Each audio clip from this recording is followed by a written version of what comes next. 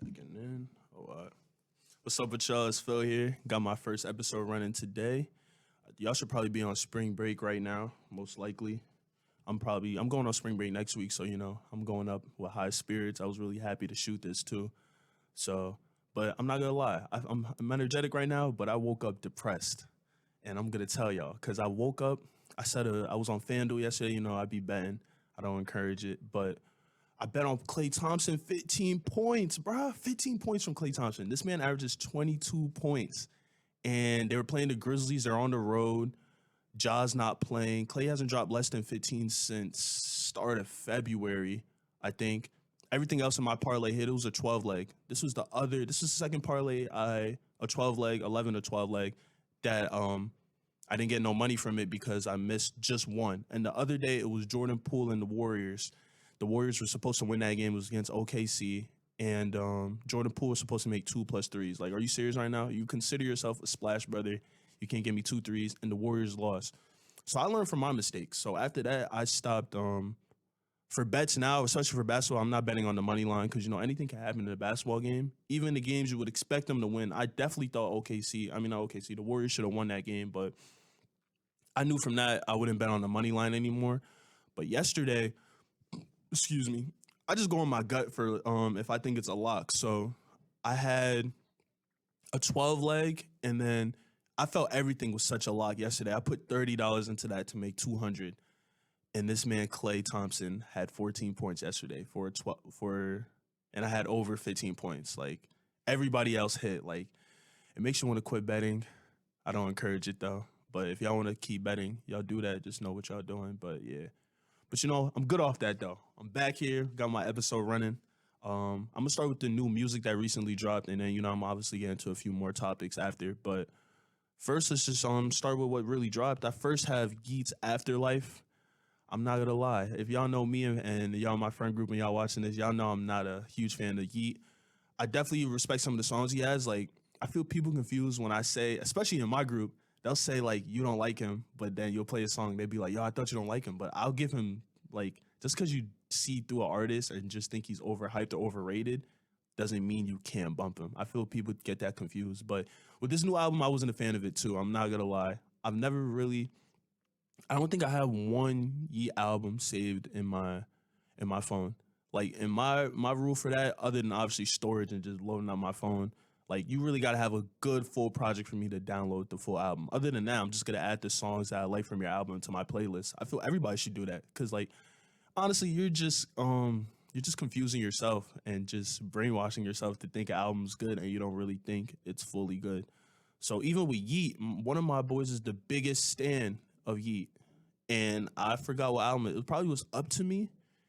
And that man had half the album saved in his phone. I was like, yo, y'all treat this like the magnus opus of this man's catalog, and you only have 10 songs saved from it. That's half the album because this man only does 20-song albums, literally. So I'm like, yo, and he's like, nah, like, these are just my favorite songs and stuff. But I'm like, bro, if you didn't save the other half of the album, that's literally the definition of mid.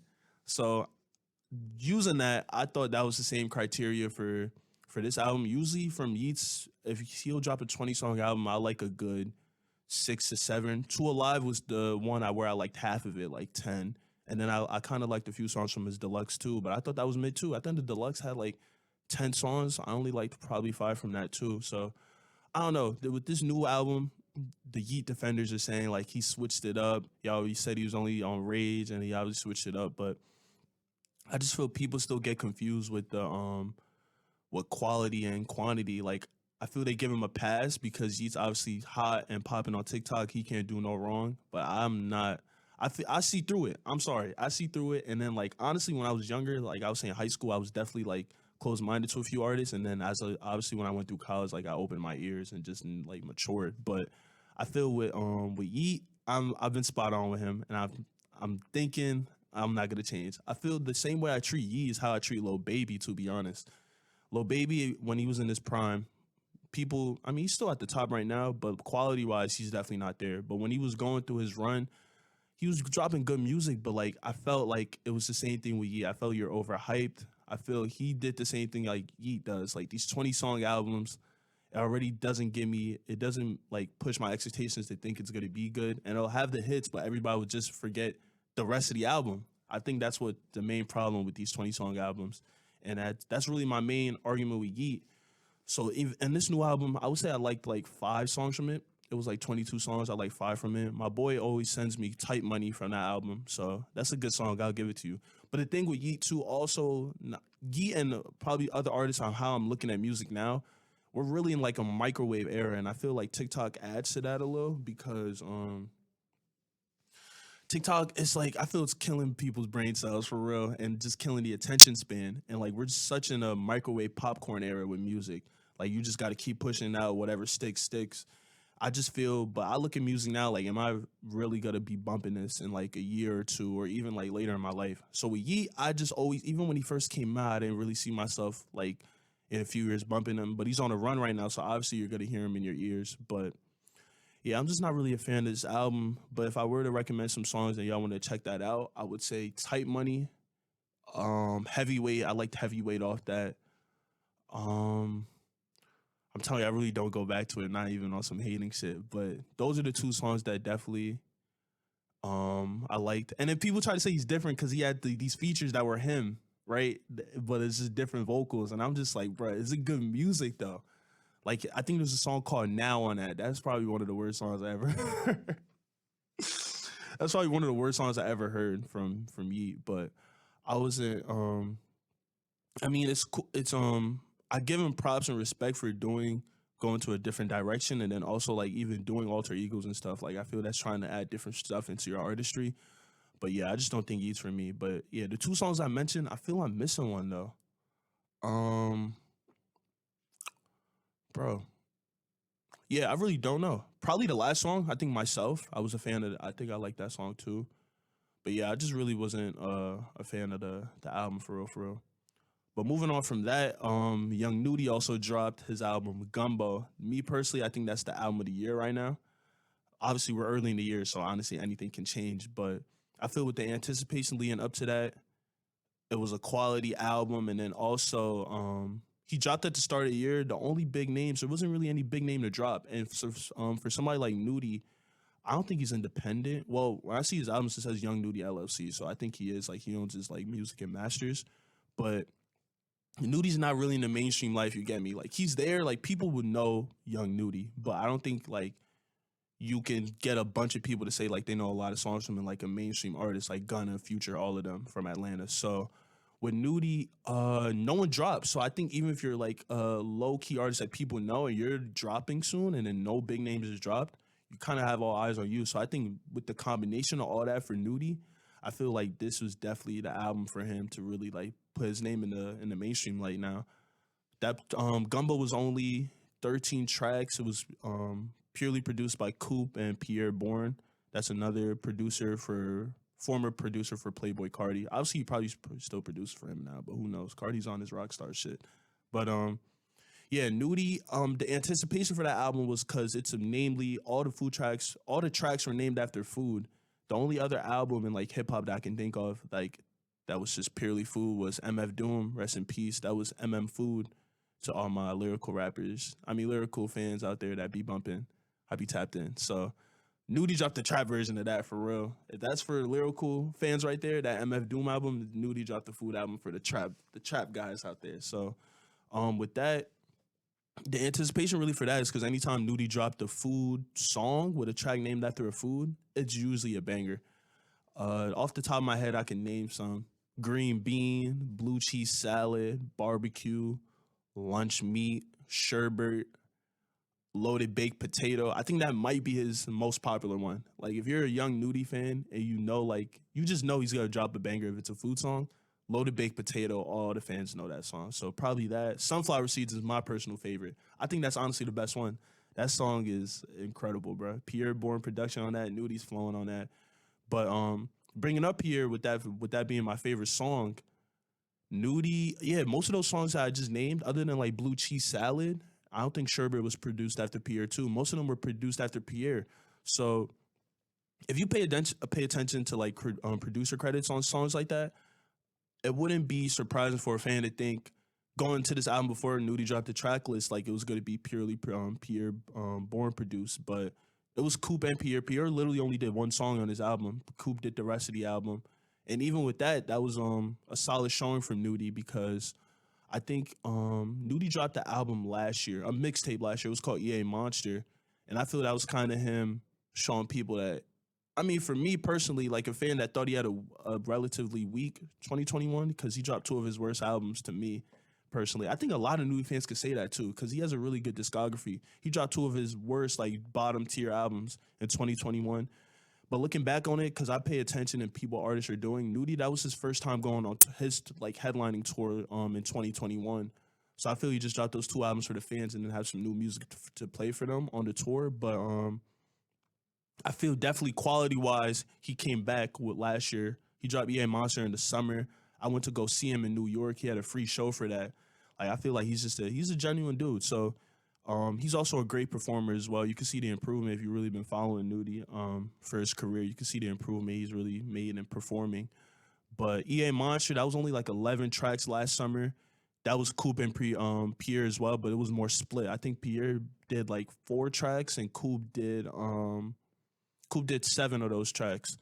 So for me, I'm just thinking it's just a theory. I feel like whoever had the better reception from the songs on that album, I feel Nudie was gonna follow that way into the producing for Gumbo.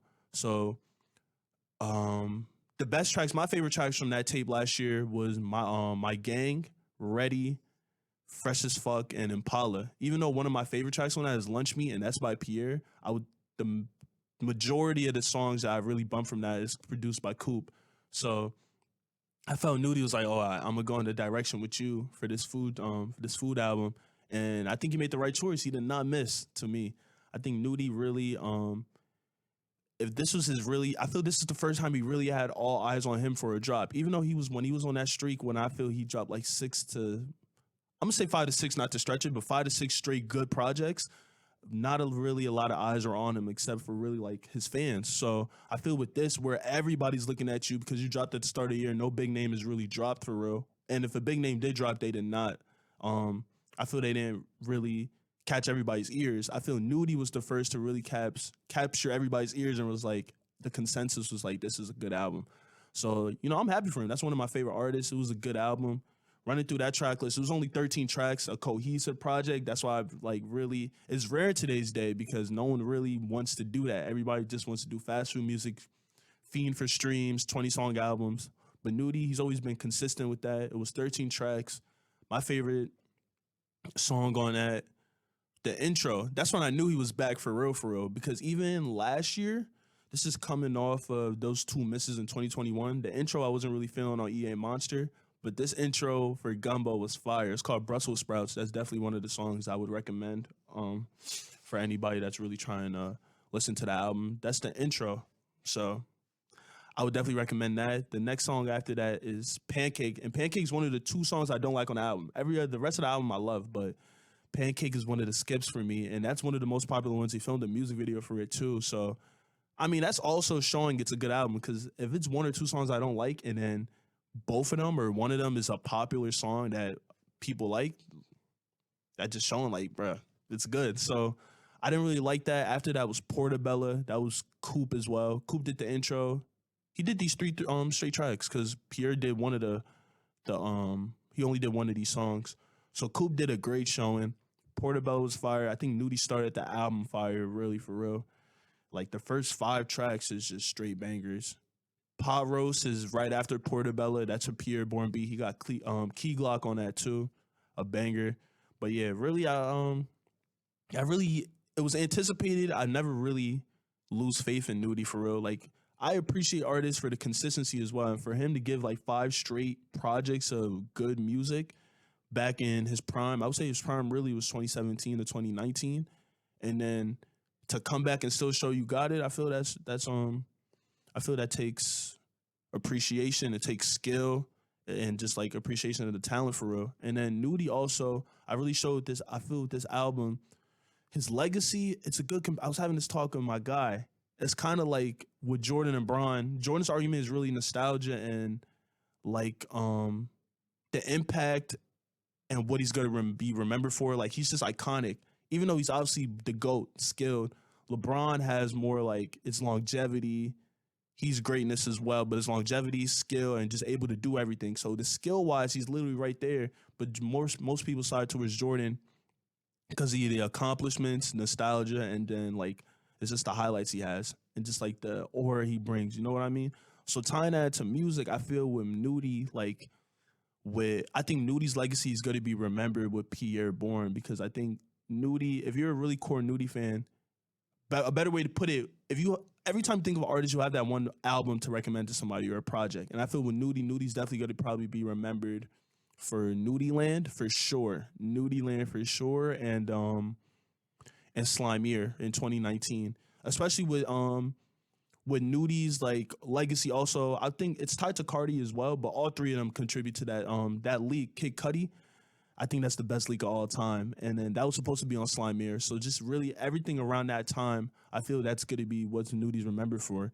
But to show, I feel Nudie also to show like he's kind of an artist on his own. He didn't want to just be solely relied on him and Pierre being that duo. I'm not saying anything's wrong with being a duo, but I feel artists want to show also like it's not just the beat that's really like carrying them. Like they also bring skill to the beat.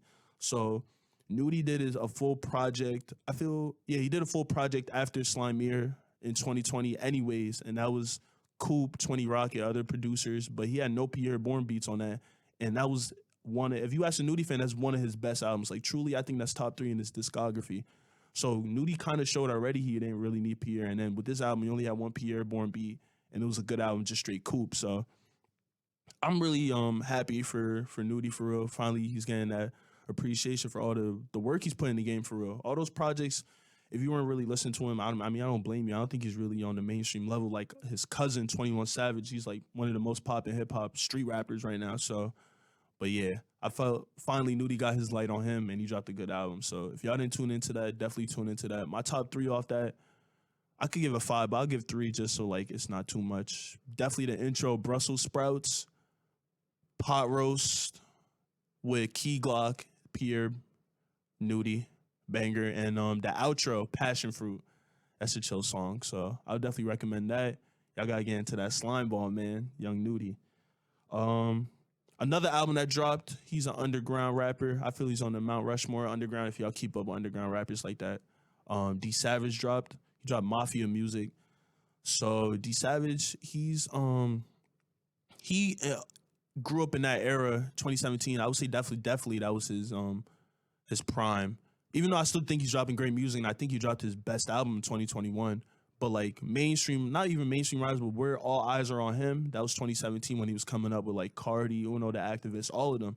Like that SoundCloud era, that was a great era. So sadly, yeah, D Savage hasn't broken out the underground, but he dropped the album this year, Mafia Music. D Savage took like a year off, literally, because his last album that I thought was a great album. That's probably my top 3 for 2021, BPL. He dropped that damn near. He dropped that on my birthday. Y'all should get in tune with that. He dropped that on my birthday. But yeah, he took a year off. I want to say he really took that year off because I want to see the reasoning on why these artists just don't drop. I want to say he took that year off because he kind of dropped at the end of the year, 2021 in November. So he kind of wanted to let that album sit for a year, let people really appreciate and let that music like simmer and all that. But yeah, I feel like not everybody, that mysterious shit, just get that shit out of here, bro.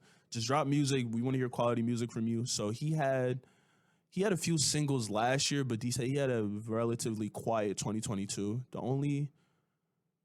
I think he just dropped the Out of My Mind music video. That Out of My Mind that song is fire. I don't think he could drop it because of the sample. I think it's Alicia Keys, her estate and all that. So he couldn't drop it on platforms, but he dropped the music video for it. That song is fire. So I would definitely recommend it. But yeah, he dropped the album this year. The singles were great. All 3 of them were good. So I was having really high expectations for him. And he's also another consistent rapper too. Like he has 4 projects in his discography right now. So yeah, he's usually consistent when he actually drops. So I was thinking the same for this album as well. If I was to recommend some tracks off that, it's the intro for sure, All Cap, Don't Tell Me, and No Pass are my 3 tracks on that. I feel like also it's kind of annoying. So I really don't like it, but I see like in his point of view, he's not independent, but nah, he is. If you're signed to Empire, it's a distribution record. But they are artists will drop like 3, 4 singles. They'll put it on the album, and the album be like 12, 13 songs. So you really only getting like 8 new songs. I feel that's cheating, but to each their own though. I still enjoyed his album. D Savage always been consistent with chill music as well. So like I said, he's Mount Rushmore in the underground. Like I think a lot of people will agree with me on that. So like he has his fan base as well. Even without dropping, he still has people that tune into him. He had his Rolling Loud set basically in his home because he's from California. He had hit that last week, and that was popping for an underground rapper that people say fell off. He has beef with Cardi, so you know his fans are definitely going to always go against him. He definitely has a loyal fan base to him, and I think he gave them a good project this year. Finally, hopefully he'll be more consistent after this. But you know, artists always lie, so I'll definitely have y'all. I would recommend that for y'all to check out too. So it's really stoner music for real. Y'all can get high to all this music I'm recommending. So my brother also dropped. My boy Cooly, he should be on here soon. One of my first few guests, have a talk with him. He dropped a tape called Cooly Wake Up. He got a Summers feature on there, filthy production. Like my boy ain't be in the lab for real. So I'm actually proud of him. He'll probably be tuning into this, my boy. That was a great tape from you, bro. If y'all want some songs to listen to from that, I can honestly recommend that feature with Summers. It's called Don't Play. The filthy song is called Grown, if I'm correct. And then once again, the intro on that album too. These artists are knowing the intro track puts a statement that you're out there, man. So the intro track on my boy Cooly's album, that song is fire as well. So I definitely recommend that as well. And it's gonna be cool to talk to him about the process of making that album, his mindset going into it, and then like what made him want to get a filthy beat, what made him want to get a feature from Summer. So yeah, I definitely recommend that project as well. And then Tony Snow's another underground rapper from Atlanta. He's kind of been on that plug and be wave, but really like he gives you that 2000 sounds. If you listen to him and people that listen to Tony Snow, I think y'all get what I'm really saying. But he dropped a single this year, Mind of a Crook. Tony's always been, I really like, Tony's one of my favorites in the underground right now. So I would definitely recommend that song. He should be having he dropped the album last year in the summer. That was one of my favorite albums the year in 2022, Reflections. If that was a project I was to recommend, I would definitely recommend that from him. He has obviously more, but he recently dropped that, so it'll probably put you more into what he's recently and how he's recently sounding like. But Tony has definitely a lot of good projects in the discography though, so I'll definitely recommend that for y'all to tune into. And he tweeted out too that he has some work with Pierre in the summer, so that would be interesting. I think that would be fire. I think Pierre has great chemistry with Atlanta artists, so I think that should sound good as well.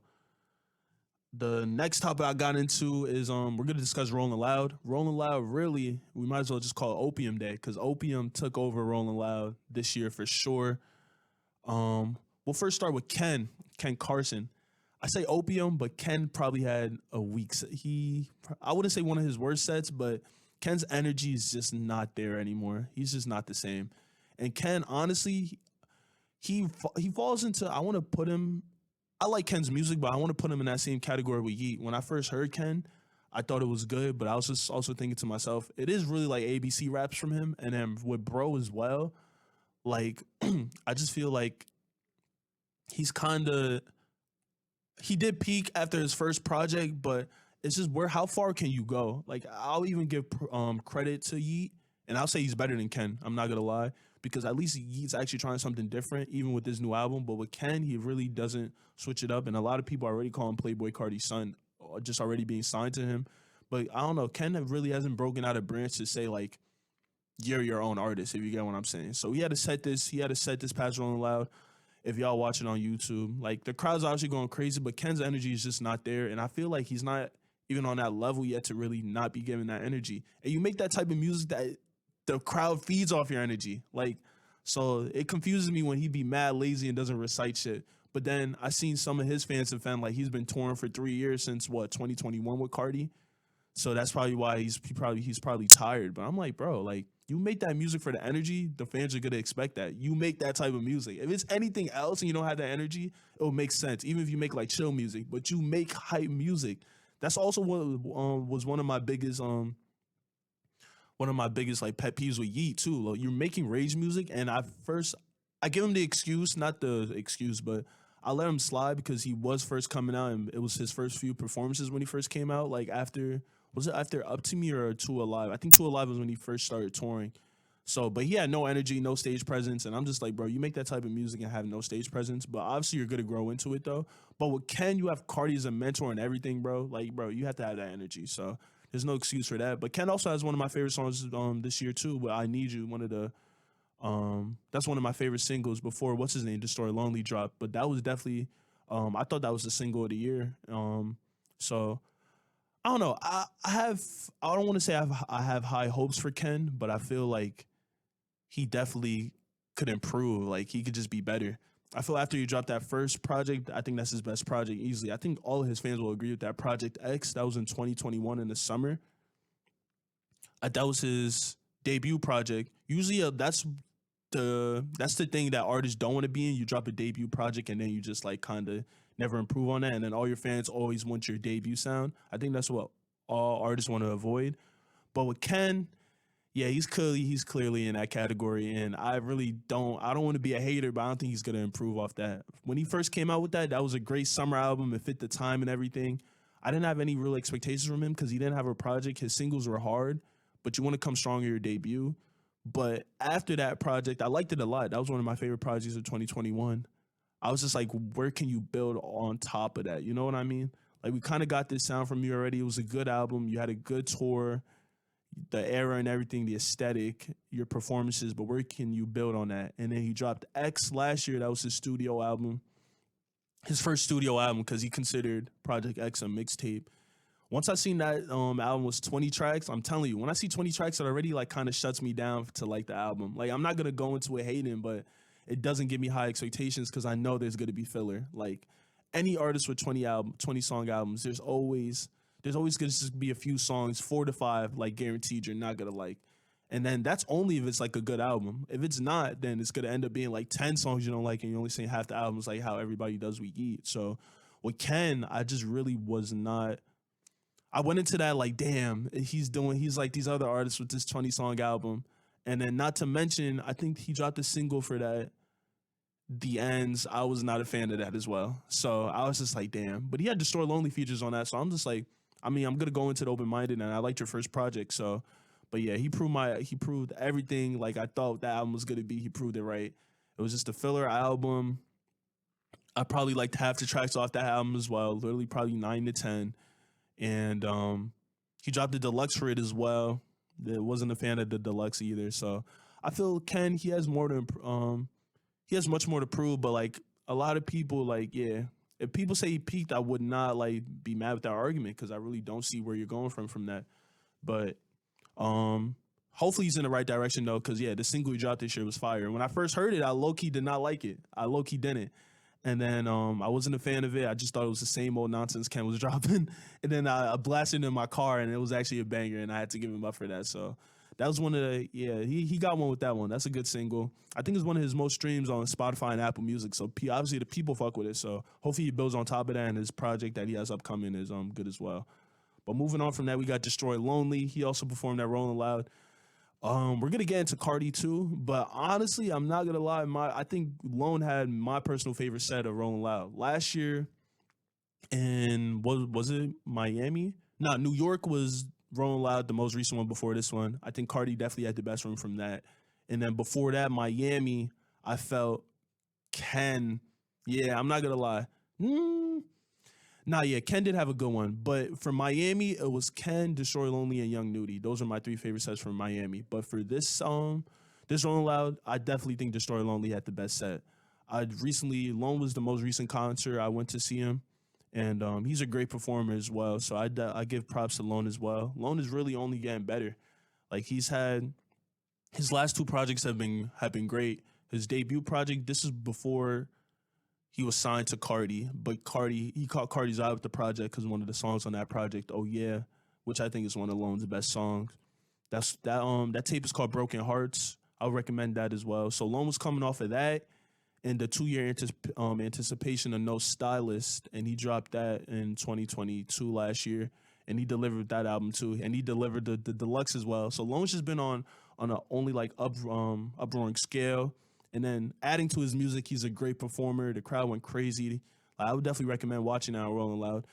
That's probably Cardi has the most stream set for sure. He hit a mill already, but I think Lone is definitely in the top 5 for most stream sets from this Rolling Loud. So I would definitely recommend that.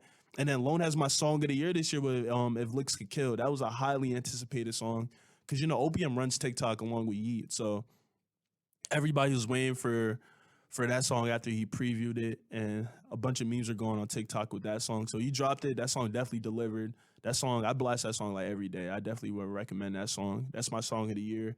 And yeah, Lone's only on the upward scale. And the sound of this album, of this single that If Looks Get Killed that I'm talking about, is completely different from No Stylist and Broken Hearts. So like you can really tell, like I feel every artist, if you're really like a true artist that you say you are, you'll have a prodigy to bring up with you, and every artist has that. Every good artist has that, and I feel Cardi has really found that one with Destroy Lonely. This If Looks to Kill is definitely going to be a new sound for his album, and I feel like he's definitely going to deliver once again. So shout out to Lone. That's a great song, great set. He's only going up. And now you have the man of the hour. So you have the Opium founder, Playboy Cardi. He's a mysterious vampire weirdo, but he made his appearance at Rolling Loud. He's really the face of Rolling Loud. I'm not about to hold you. He's probably been at Rolling Loud since 2017, but if you ask me personally, I think he's been the face of it since 2019, for sure. I think he shut New York down. Like that set was great. I went to that show before that Rolling Loud. He left after like 15 minutes and threw a mic, if all my Cardi fans know about that performance. But he had a great Rolling Loud set at that 2019, and he's just been the face of it ever since. So then he had one at Rolling Loud, California. They stopped it for like 30 minutes because I think somebody seriously got hurt. These Cardi fans are crazy now, especially with TikTok. So yeah, we thought that was just Travis, but yeah, Cardi has some shooter fans as well. So they had to stop that for 30 minutes, but Cardi had a great set as well. It hit over 1 mil on YouTube, so you could tell everybody's tuned into that. He debuted a new song as well, Rockstar.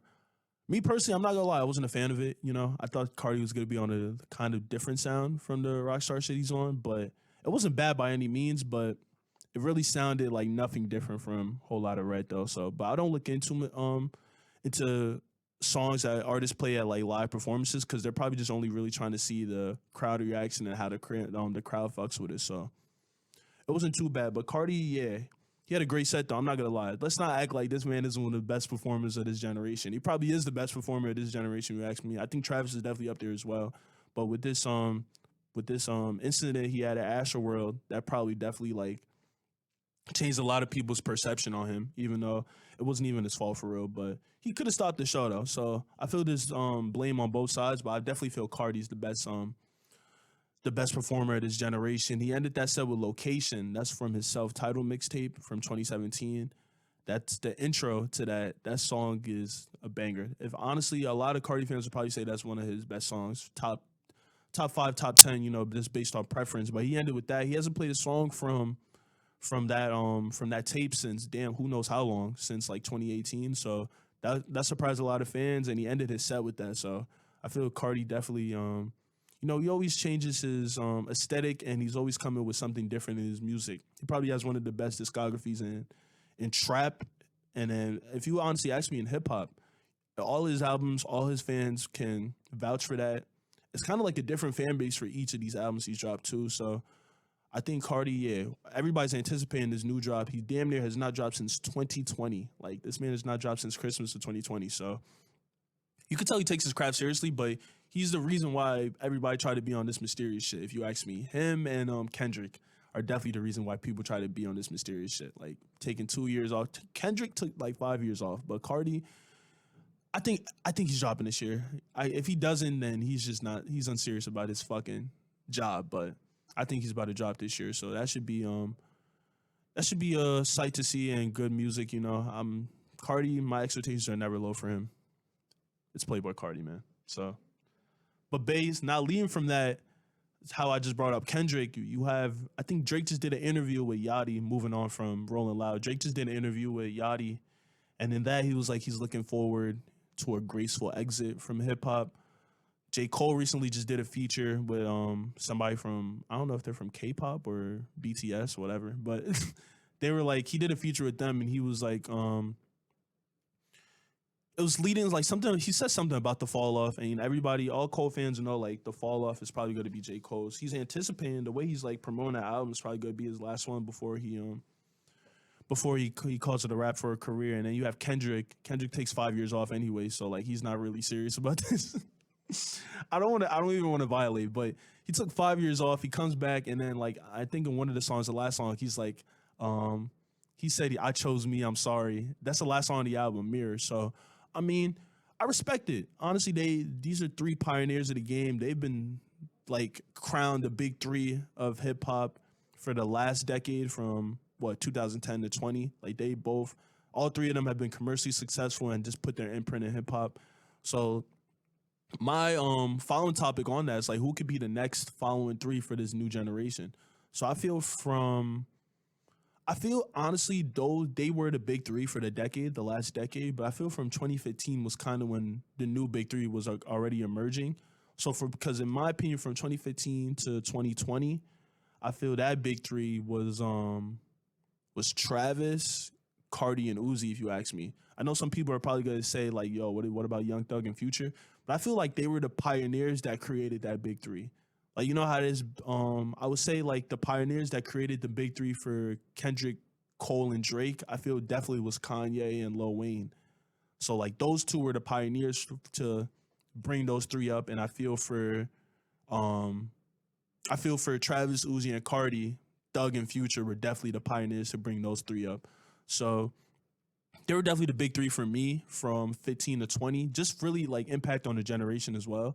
So now we're in 2023 now. Who could it be for 2020 to 2025? Because I just feel with the way music is now, like I said previously with microwave music, I feel it's not going to be, I don't think three artists could like last, I don't want to say last a decade, but have that impact and imprint of just really spreading out to a decade on how like Drake, Kendrick, and Cole had 2010 to 2020. So I feel for 2020 to 2025 though, I would definitely say Cardi is there stamped already just off of the impact a whole lot of red. Arguably, honestly, I'm not even gonna. You really could put Lil Baby in there, even though I'm not a fan of him. You really could put him in there because My Turn was the best selling album in 2020, just commercially wise. Like, I'm not obviously gonna say like, comparing the last big three to this one and saying like this is who it is of this generation, but you can kind of see like the different aspects of them that kind of move into the next generation and they kind of fulfill that spot. So like I'm gonna explain what I meant on that. So what Drake's the most commercially successful rapper from the last decade, 2010 to 2020.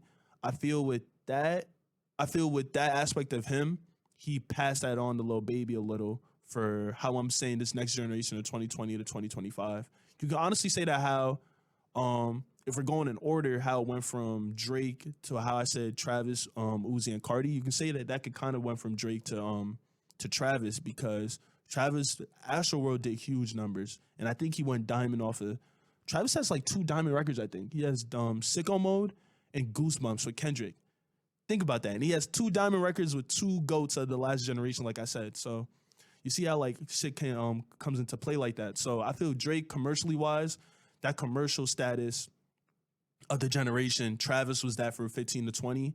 I feel Cole having that Cole fan base and then just giving albums that his fans fuck with. I feel that kind of transferred to Uzi. And then Kendrick, for sure, I feel transferred to Cardi with how they both just don't drop shit. These motherfuckers don't drop shit. But I feel with quality music, and you know they're coming with a classic, though, you can definitely see the comparisons with that. So I feel Cardi's definitely gearing up for this generation from 2020 to 2025 as well. I feel commercially, Travis, how he was that big, like mainstream rapper from 15 to 20. I feel that's definitely Lil Baby from 2020 to 2025. And then that third spot, right? So you have that third spot for the last generation how I said for me personally was Uzi. I wonder who that's gonna be because right now it's looking like it's gonna be Yeet. I'm not gonna lie. And then him and Uzi fucks with Yeet too. They had like mad songs together. So because just based off this TikTok era, that's what I wanted to say. I think this new generation is really gonna be the TikTok era. I feel if you're not popping on TikTok, you just can't be one of those ringleaders of the generation, like how I just stated those three were for 2015 to 2020, and how Drake, Kendrick, and Cole were for their generations from 2010 to 2020. So I feel that could arguably be the three for real, for real. Just based off the top of my head and how I just said that, I think that could arguably be the three with Drake, not Drake, Lil Baby, Cardi, and Ye for this new generation. With this new TikTok generation, I could definitely see that being the big three for that generation. So who knows though? There's obviously other candidates. When I see this discussion though, I hate when I read the comments on YouTube and IG and I see people like they're naming like JID and Denzel Curry. Like, bro, those are not bad artists by any means, and those are good artists. But like when I'm talking about generational big threes, you got to be commercially successful, and then obviously they're all successful in their own right.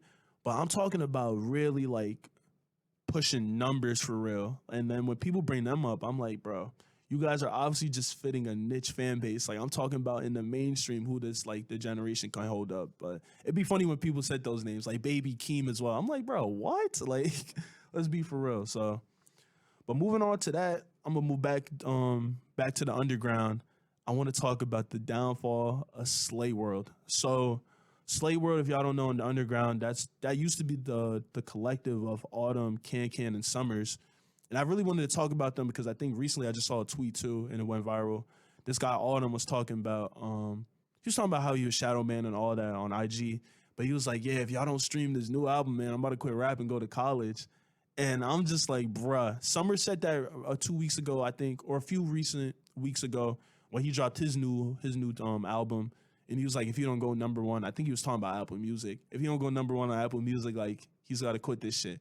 And I'm just like, bro, it just makes me laugh. SlayWorld they're actually funny because like, bro, what have y'all proven to think like for y'all to say that you guys are gonna get an uproar in sales off of that? Like, I don't know what the fuck they thought was gonna happen. Especially Summers. Summers is actually funny. Like, this guy's a junkie, bro. But I feel it's only funny with Summers because like if it was somebody maybe like Yee, who else is in the underground that could really like Yee's really the only one that could really like talk like that though. But like Summers doesn't even really have a big hit to really like even build off of like to even be saying something like that. So that kind of confused me a little. You know, his fan base liked his album he dropped last year. I didn't even tune into that. I don't really hate Summers for real. Like I just don't feel like I see through the hype of his I see through the hype of him as well. And then I just don't really see I give him credit because I think Summers is definitely Mount Rushmore of the underground as well. Just because he's the pioneer of plug and B that you hear right now. Uzi just had a song that went on the charts. Everybody's considering it the first plug and B song that ever hit the charts in the mainstream, and it's not really a plug and B. That's why I feel TikTok is really destroying that.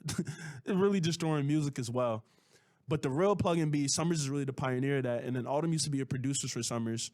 He made his name just in connection to Summers. Like if you guys didn't even see that, Summers, Autumn made his artist name Autumn because of Summers, and then they really brought up the plug and B wave as well, and then Can hopped into the loop.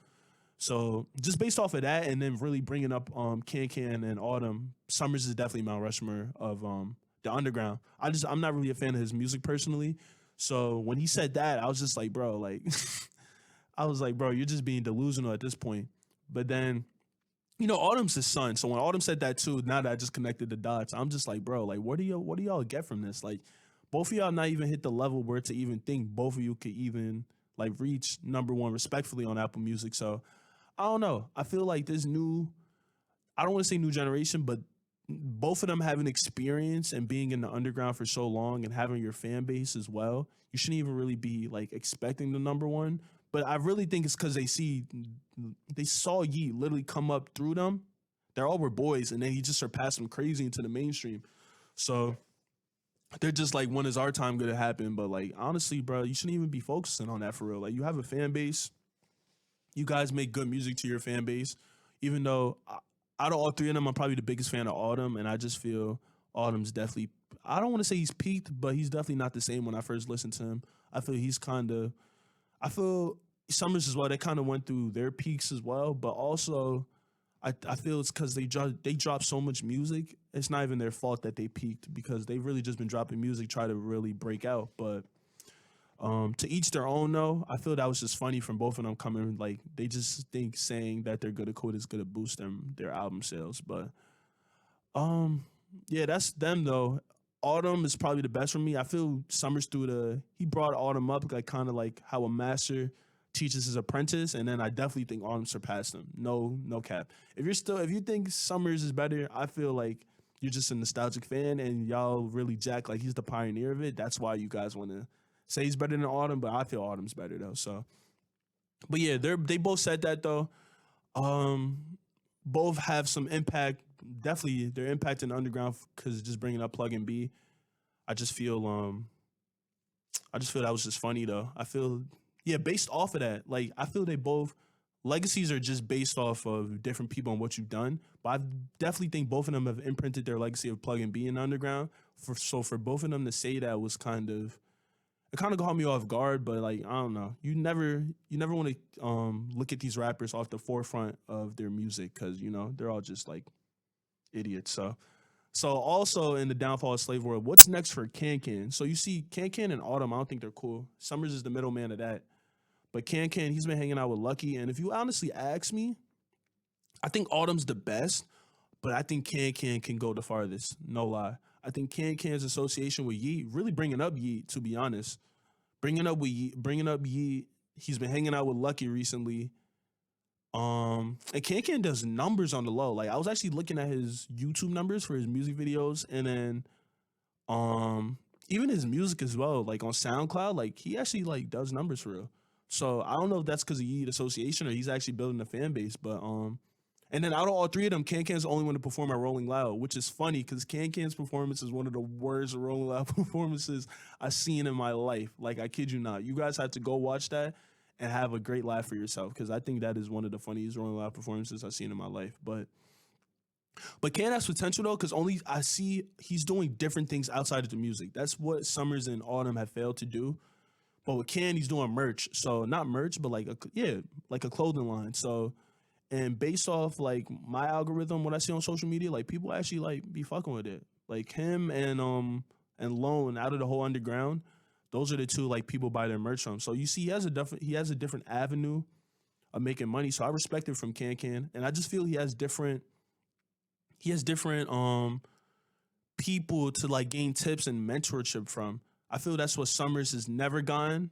Like, and that's why I feel why he's where he's at his career right now. He finally got a big oop and cosign from Trippie Redd, and Trippie Redd featuring him on his album. But Trippie sucks though, so I mean, what could that really do for you? But Autumn didn't really. I'm trying to think. Yeah, Autumn didn't really have anybody as well. If Summers was probably that for Autumn, but Can has Lucki, and then you kind of brought up Yeet. But you guys are boys now, so you can kind of see like what he's done to really break into the mainstream. He really just like was a different sound, so I think, and he was like it was just catchy on TikTok. But like he has different. I feel Can has different people around him to really like push his career. He has the potential. I'm not gonna lie, but yeah. Other than that though, I'm just basing this off of career wise, but music wise, I think Can like.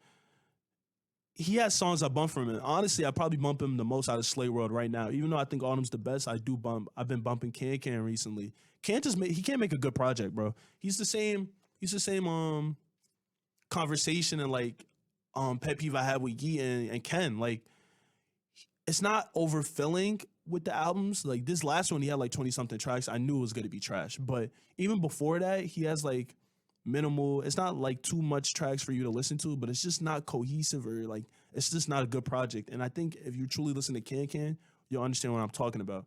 I think Can's best project, in my opinion, is his before RR EP that he had. That was only like 7 tracks.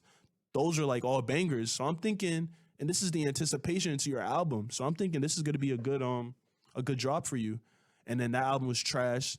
The 2 biggest songs from RR, that was what that EP was leading up to, was the songs with Yeet. And then He also had anticipation for this new album he dropped last year, and I was way too geeked, and that album was trash too. So I'm just like, bro, music wise, I'm like, Ken, like, what can you do right, bro? Like, you had a Lucky feature on that too. Like, where are you like pushing your music? But I mean, um, I feel Ken, he could push the plug and B. He can. He makes good plug and B music. I like his plug and B songs. So I feel like you just gotta stay in that lane. And I really feel Lucky should like be giving him the tips to do that. So hopefully his next album really he follows a set and concrete plan, and he could just go far, like how far he pushes it. So moving on from that, bringing up Lucky. Lucky was the next topic. Um, Lucky, I've been looking. Lucky's probably the topic I want to talk the most about because Lucky was one of the ones, the artists like I've really like not switched up, but I opened my ears to him, and then I was like, he was good. But I also think it's because he dropped the album that made me like, okay, you're low key him. Because it was funny. It all started from I posted a poll on my story. It was on YouTube. You know, sometimes you'll get a little bit of polls from YouTube, and it was like, who's better? I don't know if it said all time, but it's like, who's better? Who are you taking? And it said Lucky or Doo-Wop Kane. I'm gonna get into Doo-Wop a little bit later too. Doo-Wop's my guy. That I think he's like the goat of the underground. But I chose Doo-Wop. I was just like, I don't think it's a I just going off of just me bumping Doo-Wop a lot and then bumping what I bumped from Lucky. I was just like, yeah, I'm taking Doo-Wop. And then my man's Med, she should be one of my guests coming up on this spring break too. He was like, bro, you're tweaking. And he's a Doo-Wop stan too. He was like, bro, you're tweaking. Like Lucky's better. And I'm like, bro, what? I'm like, better. I'm looking at that poll like better all time. I'm like, bro, I'm taking Underdog over everything that Lucky has dropped. And he was like, bro, I knew you were gonna say that, bro, but like Lucky's better right now, bro. Like, so I was just like, bro, I'm gonna still take Doo-Wop. But then this was Lucky's run last year that this poll had been, and Lucky was on the peak of his career. Literally, he was Lucky at the best year of his career last year. I think New Drink was out. I already like New Drink. New Drink was the only single I think I liked. No. New Drink, Super Urus. Why not? Why not was the one, man. I was like, Lucky's here. So I was just like, so Lucky was dropping those singles. This is after the take I had. And I was like, oh, shit. I was like, damn, this motherfucker he's dropping heat. And then he dropped this album, Flawless Like Me. When I first heard it, it was 24 songs. You already know what I said about 20-song albums. I kind of, once I saw that, and then knowing Lucky, he's not repetitive, but he has that like monotone, like druggy flow. I was just like, bruh, 24 songs from Lucky, bro. Why did you had great singles, bro. Why are you doing this? So when I first heard it, I definitely liked a few songs from it. 13 was one of my most played songs last year. So I definitely had the songs from that. I felt that was one of the albums kind of like similar to Yeats 2 Alive, where the hits really stood out, and then people just like were just saying it was just a good project because the hits were standing out. But yeah, Lucky's thing was actually receiving good reception. And then at first I thought it was mid. Then I re-listened to it, I think 2 months after, just going back to the tracks that I didn't really notice or didn't really like pay attention to. And those tracks that I didn't notice are actually like now one of my most played that I'd be playing from that album. Some of those that I can name off the top of my head is like Noticed Ya, Free Sex, Coding Cowboys is the outro on that. What else? Brazy Weekend. These are all songs like when I first listened to, I didn't really pay attention to, but I think it's because like Lucky has such a druggy flow. Like it's kind of like once you hear a few seconds of it, you kind of want to turn it off. But like going back to it, I was like, yo, I was like, this man is elite. Like honestly, and then going off of that, bro, y'all can say this is a hot take, but I really feel how I said previously, every artist has that one album. I think that's gonna be Lucky's album, Flawless Like Me. Like if anybody, especially now with the TikTok era, like, and he's gaining a fan base off of that album.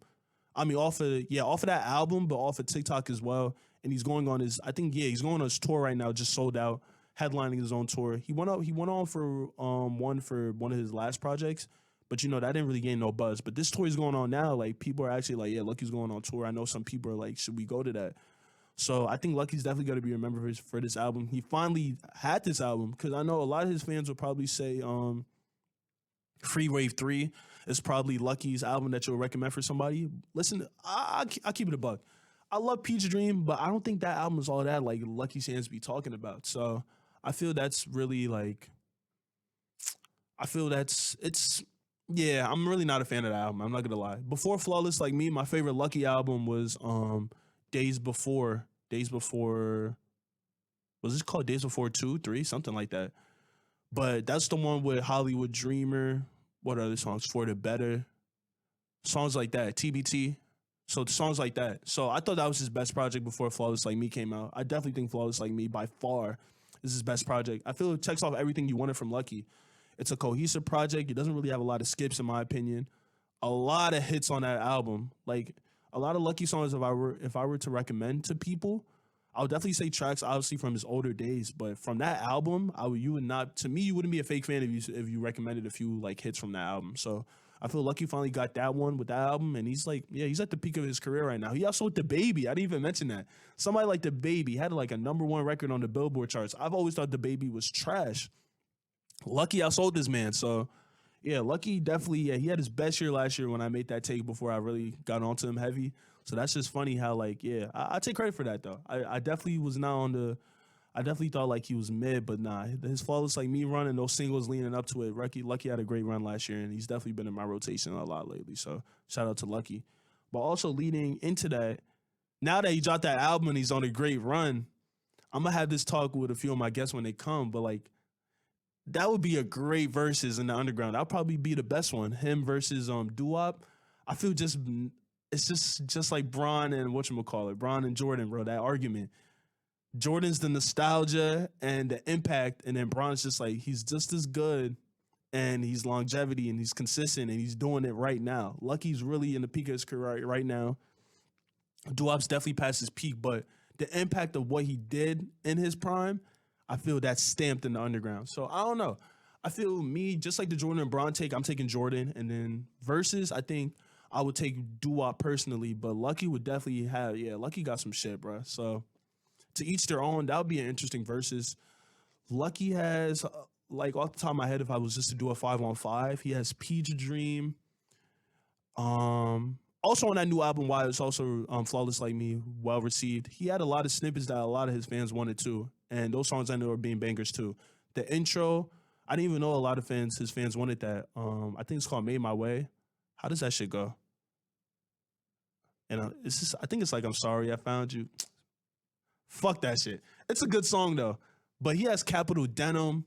If I was to put a 5 for Lucki, he has Capital Denim with Future, 13 for sure, Peach Dream, For the Better, and Unlimited, right? So those are just 5 tracks for Lucki. Doo-Wop, give me Southside, Disagree, 2018, Tweak, and you got a lot, bro. Give me Mad. So, like, honestly, these are 5 tracks from both of them. I don't know who would win, bro, but that would be a good-ass versus, though. If Underground ever did some verses, that should be the main event for sure. So, shit, I got a lot more topics, bro. Maybe I should just wrap this up. I'm about to hit an hour and shit on this shit, but nah, like, I just knew I was really looking forward to this episode because I really just wanted to talk about shit for real. So, I'm going to probably end it with giving flowers to the underground producers and underground. I really got a appreciation for production when I really got into Pierre Bourne. So this was like my senior year going to my freshman year at college. When Pierre dropped that Life for Pierre 4, he already had Die Lit and Slimeer with Nudie and Cardi. And I already appreciated production from that. But once I heard his album, The Life of Pierre 4, and his melodies over that, I was like, producers really need to get love for the talented shit they do for real. So I just want to give some flowers to the underground. It's like your favorite artists, you don't even know who be making their beats for real. So, Evil Gianni, he's the founder of Surf Gang, their underground collective. He finally got his big breakthrough with Cardi and A$AP Rocky. A$AP Rocky dropped a song on IG, I think, with Cardi called, he captioned Our Destiny, but it's called Sights, and that was an Evil Gianni beat. And, I pay attention to that shit. So once I heard that, I was like, Evil Gianni. I was like, Gianni made it for real. I was like, that's fire. Like, you got Cardi and Rocky on your beat and shit. So shout out to Evil Gianni. He's starting a movement for real. He produces for some of the rappers I be bumping. Really, mainly Real Young Phil. He produces for him. He produces for K Supreme too. I bumped a few songs from that they have that duo together. So shout out to Evil Gianni.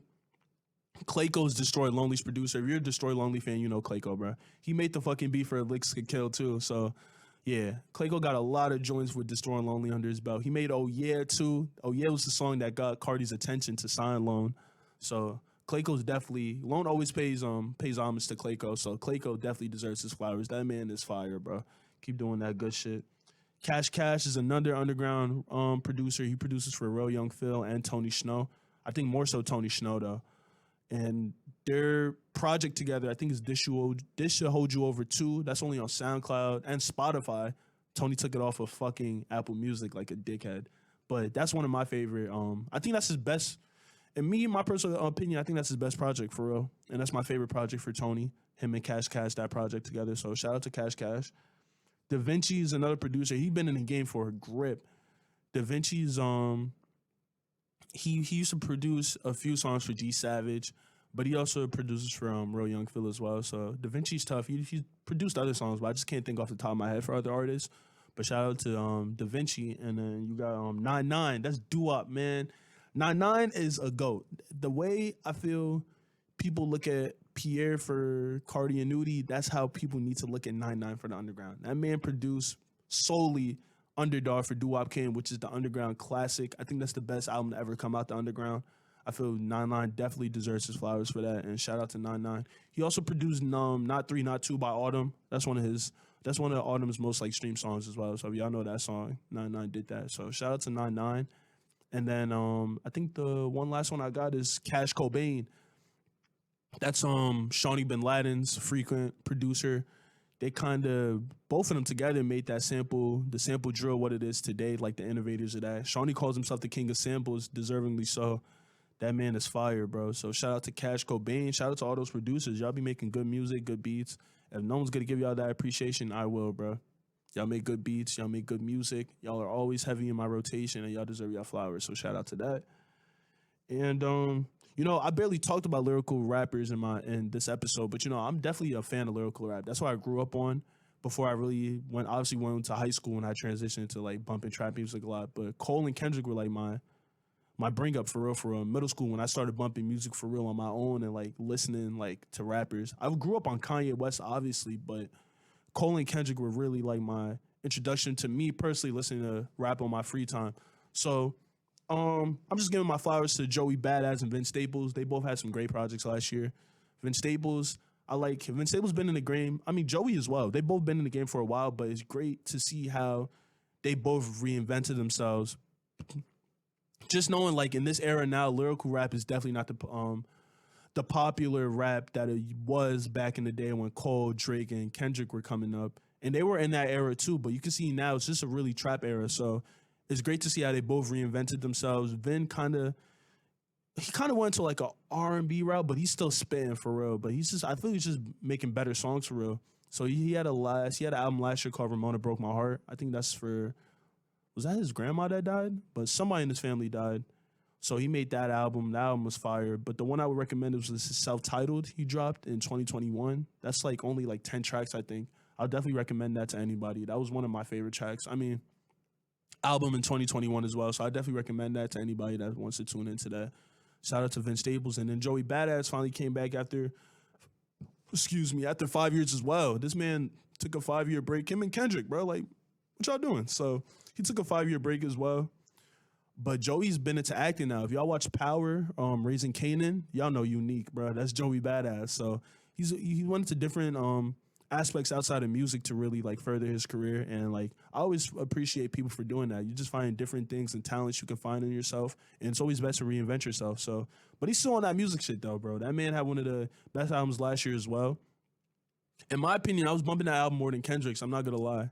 Joey's album 2000. That's kind of like the he celebrated a what anniversary?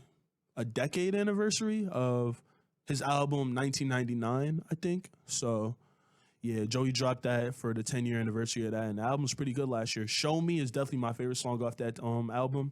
That song is fire. I'll definitely recommend that to anybody to go check that out. But shout out to those two for real. Lyrical rap is not dead. I still be bumping lyrical rap. If y'all know me and y'all watching this right now, y'all probably like, yo, he's bumping lyrical rap? Like, fuck out of here, bro. I be bumping that trap shit, but I still be bumping that lyrical shit. So shout out to y'all. Shout out to those two rappers right there. But yeah, I'm gonna wrap this up. I really appreciate y'all for watching this for real. I feel this is a good episode for real. I appreciate y'all for tuning in. I got one coming spring break, but nah, I'm locked in for real, bro.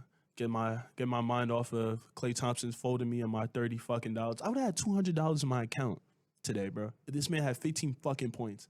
You are a Hall of Famer. But you know, we good off that though. I'm gonna end with 3 songs to recommend for y'all that I probably gave y'all mad recommendations this episode now that I think about it. But if I was to recommend 3 episodes, if I was to recommend 3 songs, I would recommend Tom Ford Again by Gunna and Young Thug. That's a leak. It's probably on SoundCloud and YouTube. It's not a release song, but that song is fire. Tom Ford Again by Young Thug and Gunna.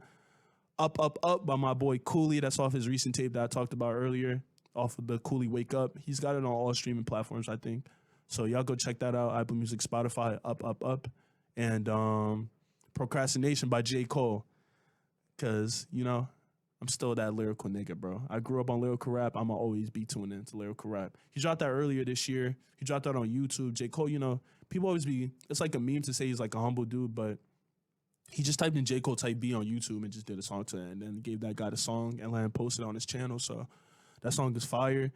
Honestly, it's one of my most motivational songs this year because, you know, I just be procrastinating for real. I'm about to graduate for real. I just really want to get all this shit that I really wanted to do out before I graduate because you got to take advantage of the resources you got for real. So, yeah, y'all go bump those 3 songs. I appreciate y'all for tuning into this first episode I dropped for real.